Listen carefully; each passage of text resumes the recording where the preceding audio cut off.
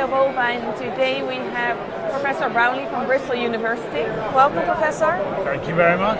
You are a specialist in BVD, and I would like to ask you, how is the eradication going in Europe? Well, there's a number of countries who've made very great progress, and some of the Scandinavian countries would claim, I think quite rightly, that they have got rid of BVD.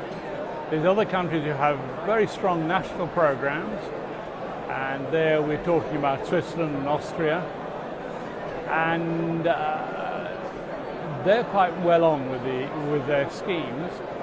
And other new national programs in Scotland and in Ireland.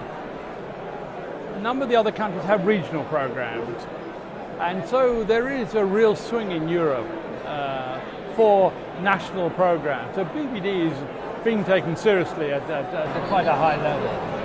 And when we eradicate BVD and all the herds are naive, how do you see to protect the herds when they're fully naive? Well, if we've eradicated it, we shouldn't have a problem, so we don't need to worry. But I mean, if we're in the process or we're still worried about the disease either re-entering or having not, if we're worried about it re-entering into a country, then we have to monitor for it. We have to do good surveillance.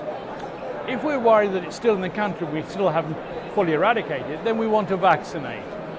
So I think it depends on where we are and what strategy we're using. If we have a mandatory policy for getting rid of BVD and everyone is entering into the program, we don't need to vaccinate.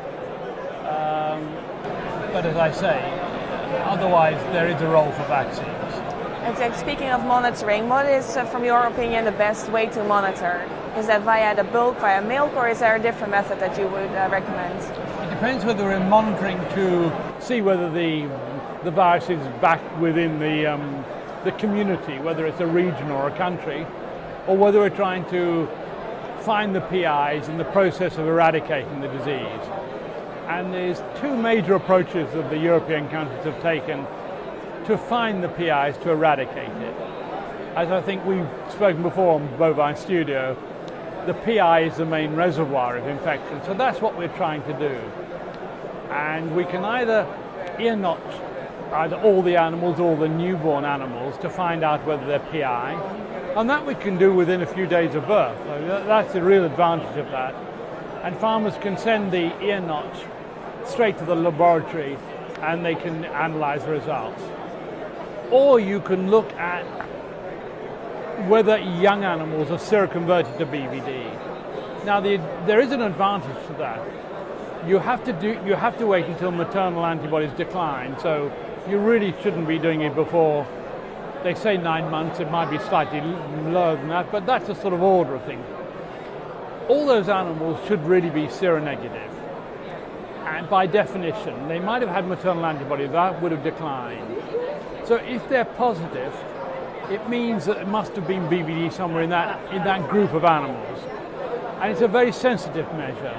And you don't have to bleed every animal in that group. That's the real advantage. Small number of animals will tell you whether it's within that group.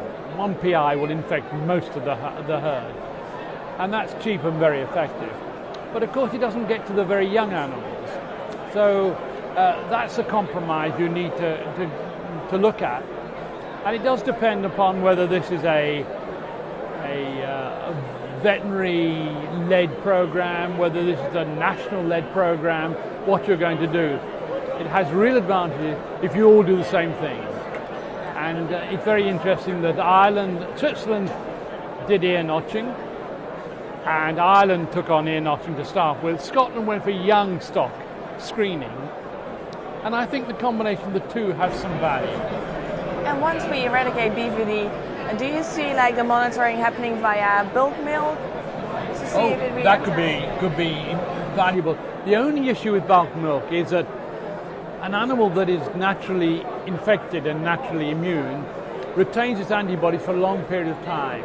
So you really sometimes will have an animal that was infected at 6 months will still have antibodies at 6 years. So antibody will grow in value the longer you go on from the point at which you had infected animals. So as the scheme goes on, antibodies in milk will be more easy to interpret. In other words, you shouldn't have any. And when you've got some, then you know you've got a problem. At the moment, if you've got some, you don't know whether the historic infection or whether it's something more recent. And based on that, this is my final question, do you think there is a market for a marker vaccine so we can identify if it's a field virus or it's the vaccine? I think that there would be in those countries where they're not having a mandatory scheme that everyone enters. If you're doing it in stages, then to protect the animals that you vaccinated but not interfere with the test, then a DIVA vaccine would be good. And it's been used very successfully in other schemes, and there has the potential for BVD as well. So, great, thank you. Yeah, thank you so much for your insights. It's a pleasure. It's the second time we've done it. Exactly. It's just as lovely. Thank you. Thank you. Thank you for watching Studio Bovine, and hope to see you again.